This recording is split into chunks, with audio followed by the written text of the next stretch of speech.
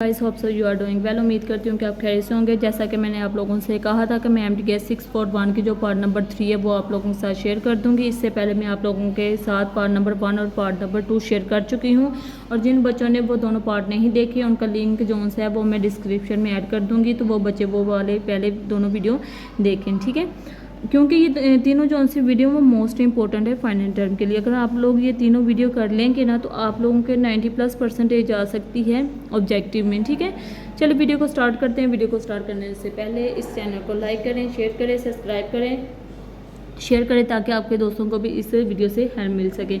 चलिए स्टार्ट करते हैं। क्वेश्चन नंबर 1 है, for any inner product space x + y, z is equal to, वो हमारे पास ऑप्शन नंबर जो ए है वो करेक्ट है। क्या है हमारे पास option number A, x, z + y, z, ठीक है। क्वेश्चन नंबर 2 की तरफ चलते हैं। क्वेश्चन नंबर 2 हमारे पास है, for on inner product space defined on a vector space. कह रहे हैं इनर प्रोडक्ट को वेक्टर स्पेस के ऊपर डिफाइन करें। वो हमारे पास किस तरह होगा, उन्होंने हमें दिया हुआ है x, y दिया हुआ है। तो अगर हम वेक्टर स्पेस को इनर प्रोडक्ट स्पेस को वेक्टर स्पेस के ऊपर डिफाइन करेंगे तो वो हमारे पास क्या आएगा, y, x, ठीक है। क्वेश्चन नंबर ऑप्शन नंबर ए जो आंसर वो क्या होगा, करेक्ट होगा। क्वेश्चन नंबर 3 है, every complete inner product space, वो हमारे पास क्या होता है, हेल्ब्रिड स्पेस। ये पार्ट नंबर 2 में भी मैं आप लोगों के साथ शेयर कर चुकी हूँ, ठीक है। इस तरह के 2 और 3 जो से MCQs आते हैं तो वो मैंने आप लोगों को पार्ट नंबर 2 में ही करवा दिए थे, तो वो भी आप लोगों ने अच्छे से कर लेने हैं। क्वेश्चन नंबर 4 है, norm in V for x belong to V is defined as. कह रहे हैं कि x बिलोंग कर V को इसको डिफाइन करें नॉर्म के ऊपर, तो वो हमारे पास क्या होगा, ऑप्शन नंबर जो ए है वो हमारे पास करेक्ट है। Mod x is equal to √x, ठीक है। ऑप्शन नंबर ए करेक्ट है। क्वेश्चन नंबर 5 है, the following expression represent inequality. ये आप लोगों को उन्होंने क्या दी, एक्सप्रेशन दी हुई है, आप लोगों ने बतानी ये कौन सी इनक्वालिटी है। तो ये हमारे पास ट्रायंगुलर इनइक्वालिटी होता है, ठीक है। क्वेश्चन नंबर 6 की तरफ चलते हैं। क्वेश्चन नंबर 6 हमारे पास है, which are the following space is not in a product space. तो कौन सी इन अ प्रोडक्ट स्पेस हमारे पास नहीं है, तो वो हमारे पास है, ये भी हम पार्ट नंबर 2 में कर चुके हैं। ऑप्शन नंबर ए करेक्ट है, the space LP with P is not equal to 2, ठीक है। क्वेश्चन नंबर 7 की तरफ चलते हैं। क्वेश्चन नंबर 7 हमारे पास है, for N inner product space mod x + y का square plus x mod x - y का स्क्वायर इज इक्वल टू, वो हमारे पास क्या है, ऑप्शन नंबर ए करेक्ट है। 2 को कॉमन ले लिया, मॉड x का स्क्वायर प्लस y का स्क्वायर, ये हमारे पास करेक्ट ऑप्शन है। उसके बाद चलते हैं क्वेश्चन नंबर 8 की तरफ। क्वेश्चन नंबर ए है, उन्होंने हमें दिया हुआ है P in on inner product space से x if the sequence xn and yn are Cauchy the xn yn is, तो वो हमारे पास क्या होगा, नेसेसरी कॉची सीक्वेंस, ठीक है। क्वेश्चन नंबर 9 की तरफ क्वेश्चन चलते हैं। क्वेश्चन नंबर 9 है, every inner product space is the matrix space with norm given by, ठीक है। वो उन्होंने हमें तीनों ऑप्शन जो है वो करेक्ट दे रही हैं, तो इसलिए हमारे पास ऑप्शन नंबर जो बी है वो हमारे पास क्या होगा, इसका करेक्ट होगा, ऑल अबव आर इक्विवेलेंट, ठीक है। क्वेश्चन नंबर 10 हमारे पास है, which are the following is a condition of on inner product space. तो वो हमारे पास ऑप्शन नंबर जो बी है वो क्या है, करेक्ट है। x हमारे पास comma x greater than equal to 0 है, ठीक है। क्वेश्चन नंबर 11 हमारे पास है, for all x y belong to an inner product space alpha x, y is equal to, ये जो सा ए आप लोगों को नजर आ रहा है ये नहीं है, ये अल्फा है, ठीक है। वो हमारे पास ऑप्शन नंबर जो बी है वो क्या है, करेक्ट। अल्फा को हम बाय निकाल देंगे, x, y हमारे पास क्या होगा इस तरह, ठीक है। उसके बाद जो सा है क्वेश्चन नंबर 12 है, हेल्ब्रिड स्पेस इज एन, ठीक है, कंप्लीट इनर प्रोडक्ट स्पेस, यानी क्योंकि हम ये क्वेश्चन नंबर 3 में पढ़ के आ चुके हैं, उन्होंने हमें पहले क्या दिया हुआ था, एवरी इनर प्रोडक्ट स्पेस दिया हुआ था ना, तो वो हमारे पास हेल्ब्रिड था।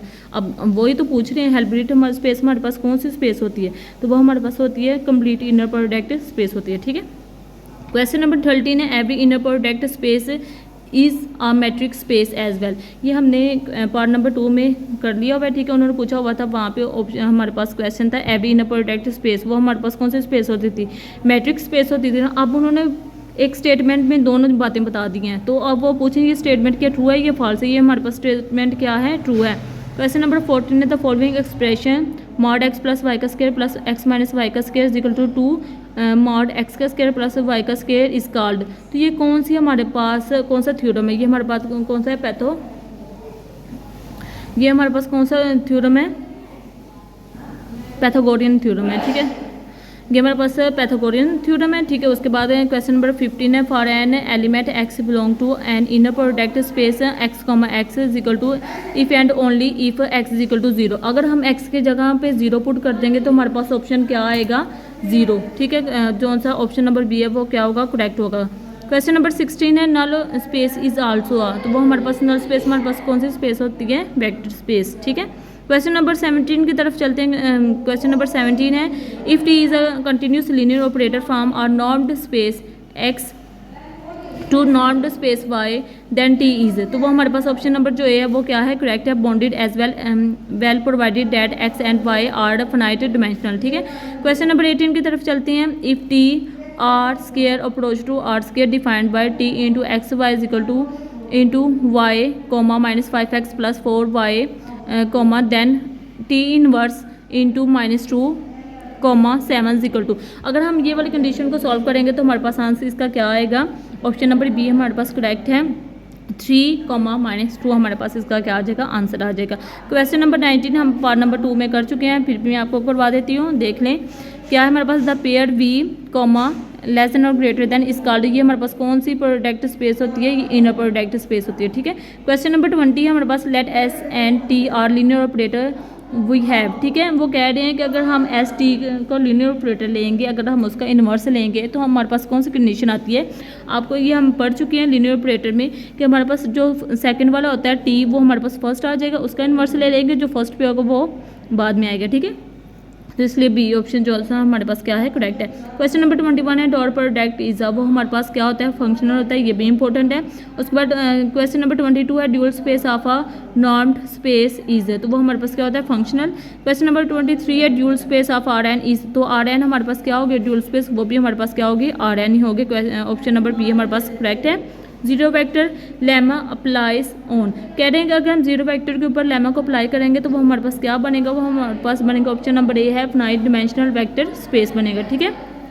क्वेश्चन नंबर 25 है for a bounded linear operator T then the null space N into T is, वो हमारे पास क्या होगी, क्लोज। होप सो आप लोगों को ये छोटी सी वीडियो अच्छी लगी होगी, अगर अच्छी लगी है तो वीडियो को शेयर करें, लाइक करें, सब्सक्राइब करें। अगर आप लोगों को क्विज़ वगैरह या असाइनमेंट वगैरह करवानी है तो उसके लिए मैं अपना जो सा नंबर है वो डिस्क्रिप्शन में दे दूँगी और उसके ज़रिए आप लोग मुझसे क्या कर सकते हैं, कॉन्टैक्ट कर सकते हैं। थैंक यू सो मच, ख्याल रखिएगा अपना और दुआओं में मुझे भी याद रखिएगा। अल्लाह हाफिज़।